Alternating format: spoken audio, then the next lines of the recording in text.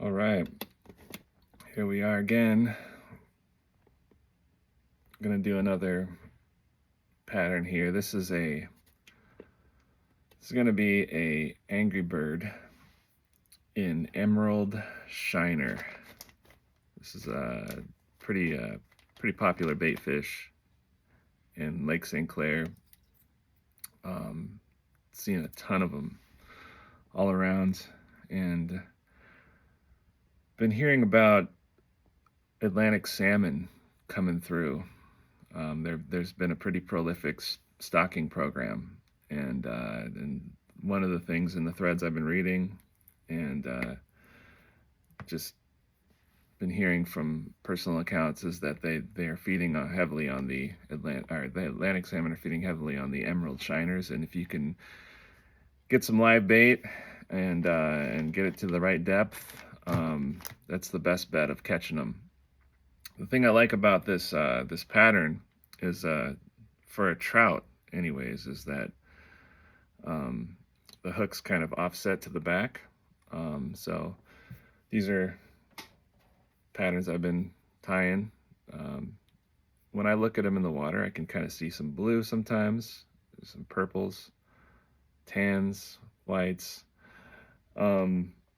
flashy silvers. Been really kind of working out about 3 inches, a little more than 3 inches, some bigger sort of streamer type profiles, but ideally about 3 inches is where I want it.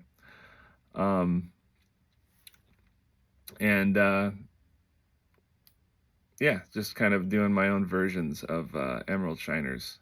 This one's going to be a little more traditional. We're going to use olives and greens, and our white's going to be this cream. We're going to stick with the Nightmaremuskyflies, and then we'll probably finish off the head with a little bit of this Taco Tuesday in Magnum dubbing. For the tail section, I'm going to top it off with a little bit of this gold here, UV gold shiner, and this is a Spartan dub. But for the most part, we're going to stick with the the Titan dubbing in Nightmaremuskyflies. Midsection, we're going to use some of this flash here, crystal flash, whatever it is. Yeah, just keep going with the theme. Some of these patterns I've been kind of experimenting with. I'm using these saltwater sticky eyes, which are a little more generic, but the pictures I've been seeing of these bait fish, their eyes are kind of silvery and look sort of like the sticker eyes that I have, so might as well use them.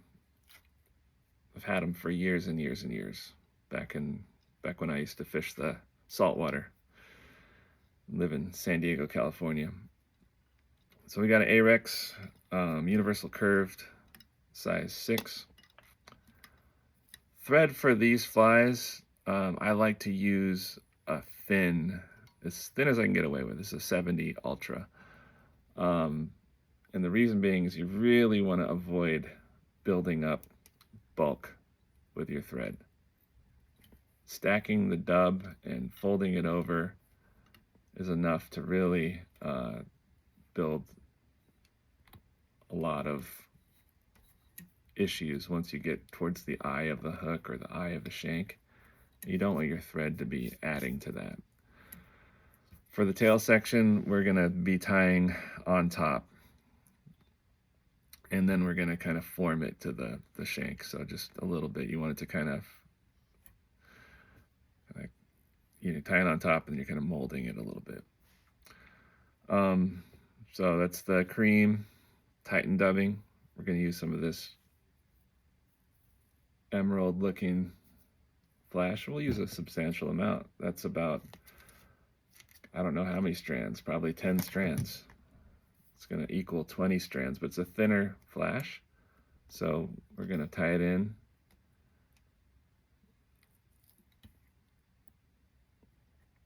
Form it and then double it back, which really just kind of helps secure it. And then we're going to cut it right at the end of the taper there.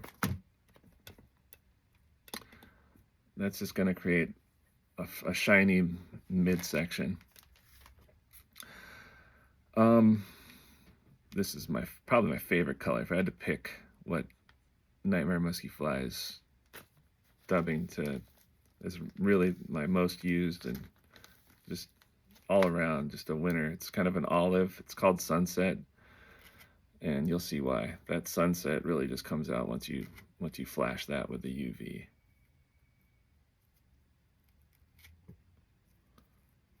So you're rip stacking, and you're shortening these long, musky fibers down to a 3-inch bait fish. But it's nice to have the option to go long.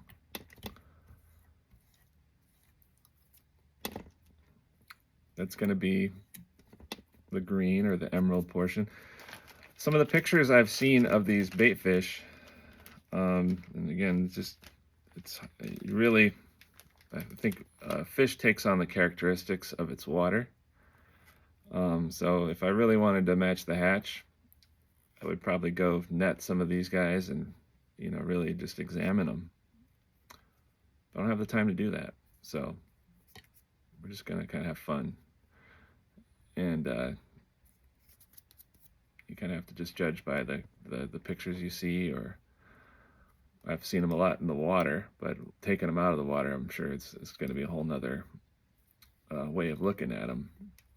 But I do see some tan in a lot of the pictures I've been able to see, and that tan shows up in the tail section of the fish. So I'm just going to throw that in there, and I think that's probably going to be the only time I put the tan in there, just for fun. So there we go. It's about 1.5 hooks to 2 hooks length further. And that's a finish. That's the easiest part of this fly. The next section is the hard part. But it's kind of fun. One thing to remember if you're tying this fly is that it can look terrible, but once you get that resin on there, the UV Flex resin,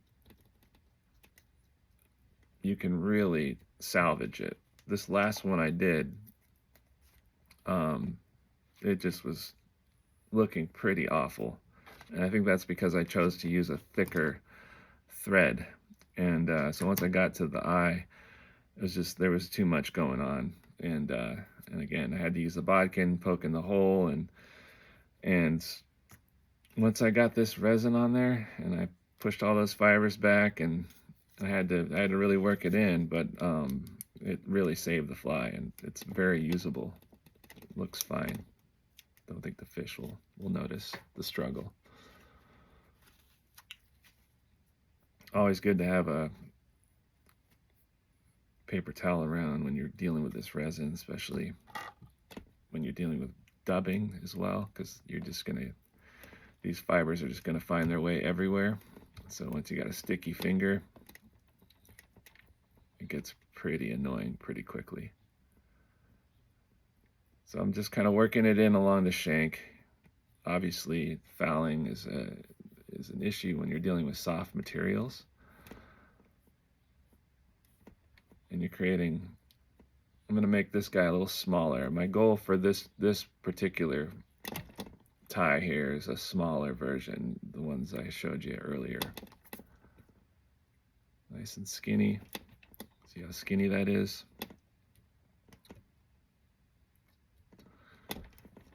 Pretty decent taper. That'll work for me. We'll flash with the light. You can now see the sunset qualities of that Titan dubbing. Just such a cool thing.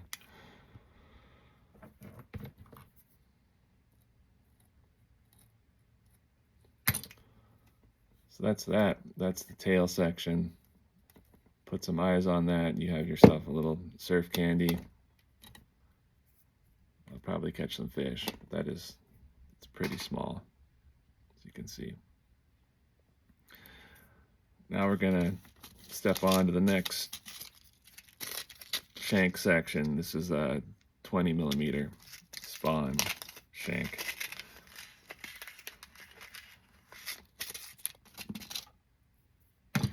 Got to take some pliers to open these up, unless you have real strong nails.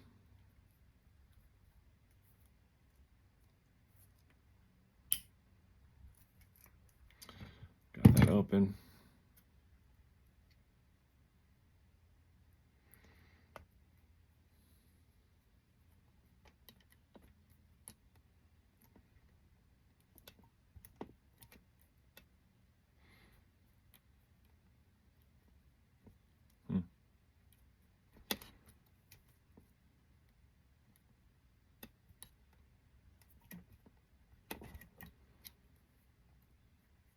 There we go.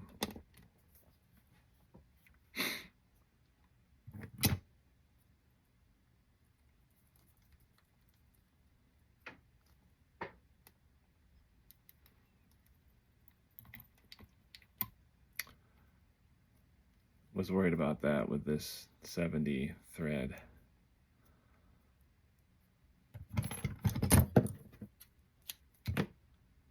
It is worth it to stick with the thinner stuff.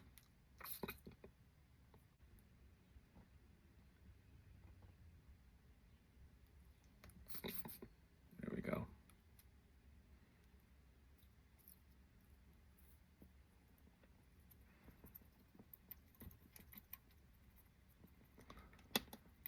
That's the danger zone right there. That little sharp edge will cut your thread. Cover that up pretty good. All right.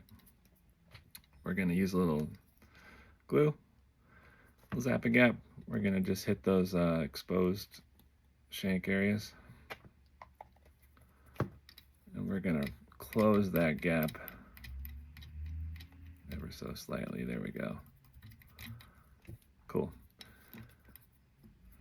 Back to the cream. Titan dubbing. Ripstack. 3-inch fibers, approximately. 2.5 inches, maybe. We're going to get them down to a little bit more than an inch.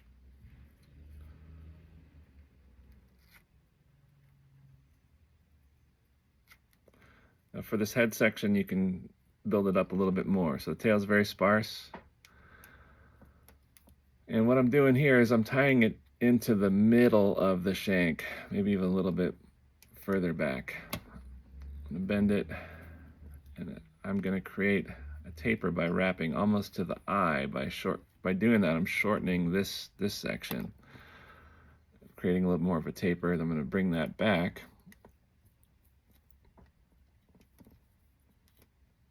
And wrap it all the way back. I'm going to take the brush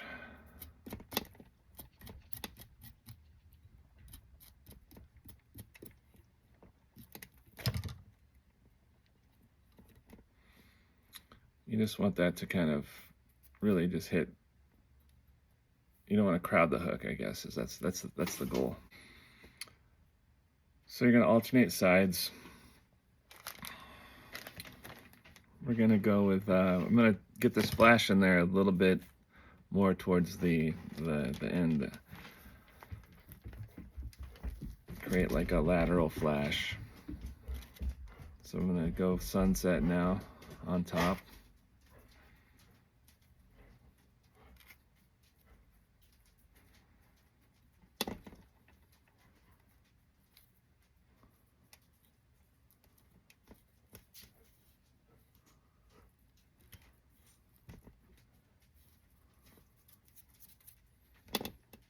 Just like that.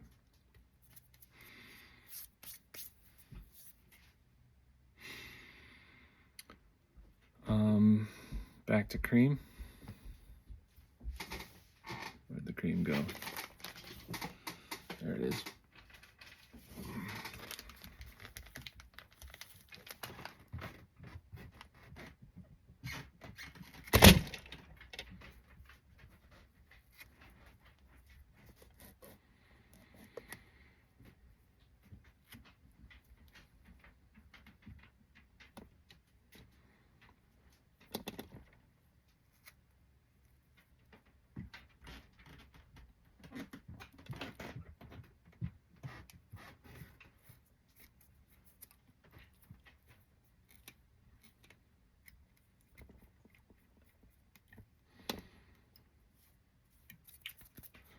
At this point, before I tie in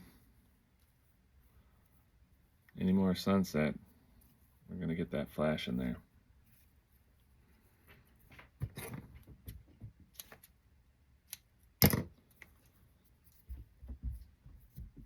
About that long, which is longer than we need. One side, we're going to double that over to the other side and tie that in kind of laterally. The goal is to create a flashy lateral line with this.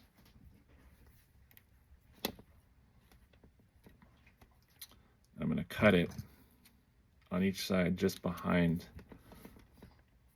the hook. That's Arlo. That's my dog. All right, back to the sunset.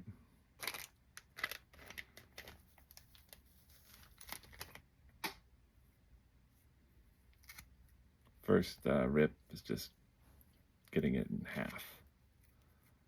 Now I'm just sort of maintaining a taper.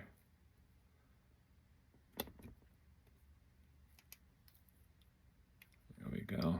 That's behind the eye.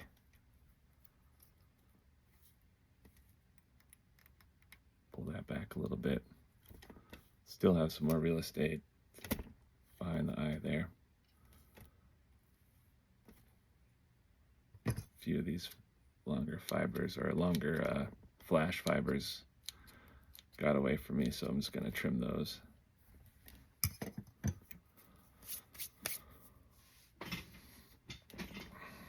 Starting to take shape. I want this to be a thinner, just more delicate version. I kind of like the tan. I like that color, so I'm thinking I'm going to finish it off with the tan. Let's just go with it. Sometimes you just got to go with it. Whatever it is your gut is telling you. And this color is actually, it's a Spartan dubbing. It's called UV Golden Shiner. Very, very cool.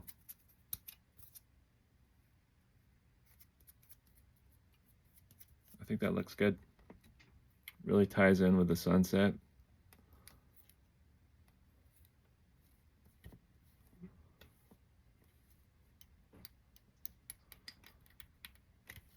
And you can see how I'm not really worried about tying over that because I don't want to create too much of a bump right behind the eye. So I'm going to leave it. And we're going to do the same thing on the bottom with the cream.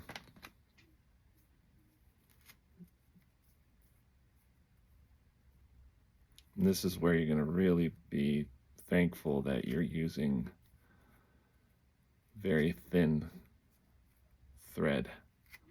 And this cream has really good flash in it too, which doesn't come over on the video. Doesn't come off as obvious, but I'll do a video outside of the fly in natural light. So I'm going to pull this back and I'm just going to wrap, and my goal here is not to wrap over the fibers. My goal is to just create a thread dam that pushes them back like that. That's the ideal way to get this front section. On the previous flies I was showing you guys, I made the mistake of tying over the the dubbing behind the eye, and really sort of crowded that eye and made that head section a lot more clumsy than otherwise would be. So this thread really helps. 70 ultra thread. All right. Yeah, just some of those pictures, man. You can really see that that tan coming through. A lot of silver, which is something we don't have in this fly, but I think it's okay. I'm never one to really match the hatch. I like to throw in all kinds of wild colors in my flies. I'm just picking this out with the bodkin. There's inconsistencies in dubbing where you have these like thicker sections. I just kind of want to pick those out. Pull on those fibers, thin that out a little bit.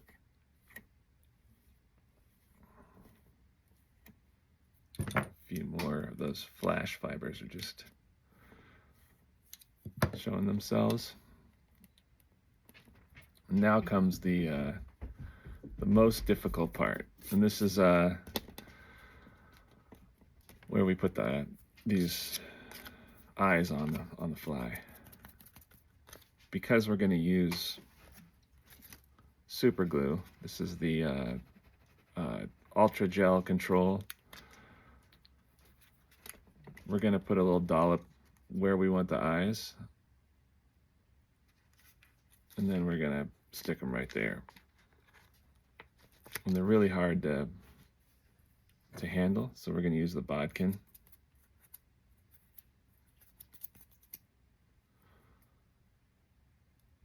And even then, it's a challenge.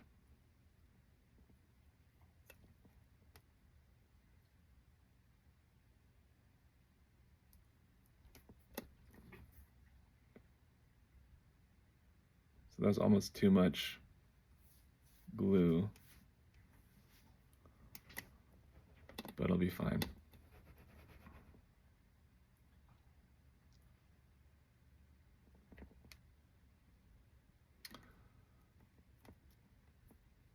And the eye will lock in those lateral flash fibers, and so you can kind of pull on them and create more of a skinny lateral line. But once we get the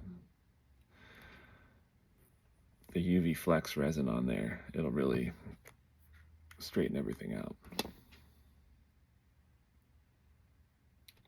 Tiny little dot of ultra gel.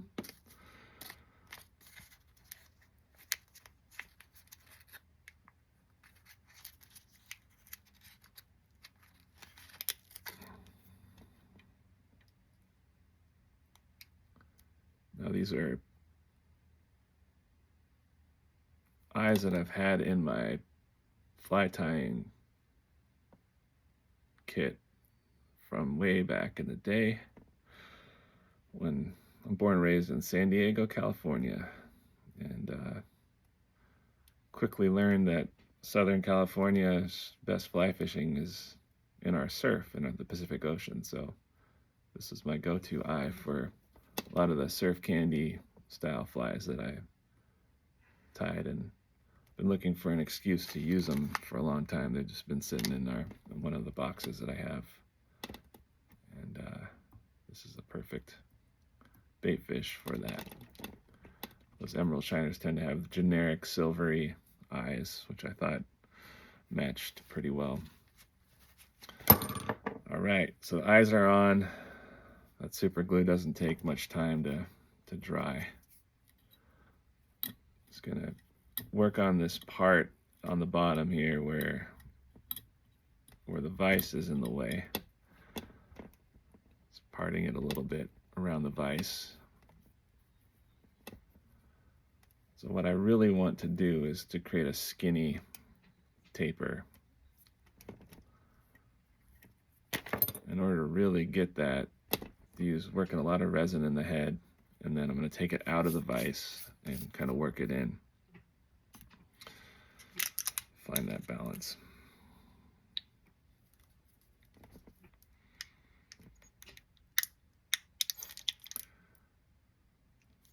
I'm pretty happy with what we got so far.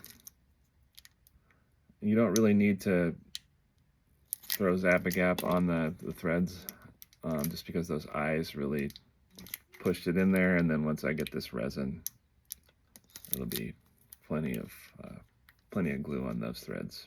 Those aren't going to go anywhere. There we go.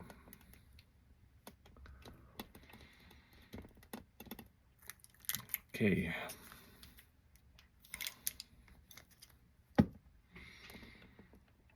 I'm going to keep it in the vise and just work that back. Really working it into pushing, using a little more force on the tip of the fly, the head, the entry section where it's going to be cutting into the water. And if you have a sharper entry, you can create that darting kind of motion. So the aerodynamics, you want that to be really skinny, high and tight. And then you can kind of flare it out from there, but we're not dealing with that much material. This is a pretty sparse tie. Some of the bass ones I do for the springtime are a lot more material, a lot thicker, a lot bigger. Take it out of the vise, and we're gonna kind of work it down. So I wiped off my hands. I have less resin touching these fibers as I work it down. Grabbing it by the head, just kind of pinching it, creating the profile that I want, which is a small, this is truly about a 2.5 inch bait fish. It's right around where I've been seeing them, right about the size I've been seeing the majority of them. Very realistic.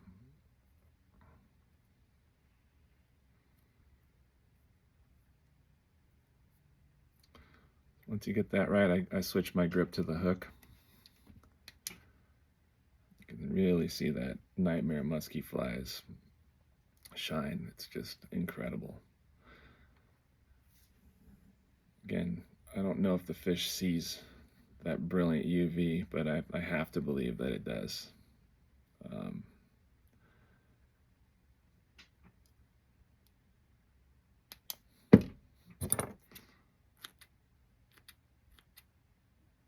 Some of those crystal flash fibers just a little longer than I like. There we have it. This is a pretty darn realistic emerald shiner. I'll go outside and make some video of it. You can really kind of get an idea. And once you wet it, I'll do a dry video, and then I'll put it under the water, and you'll really see like how crazy realistic this gets. All right, thanks.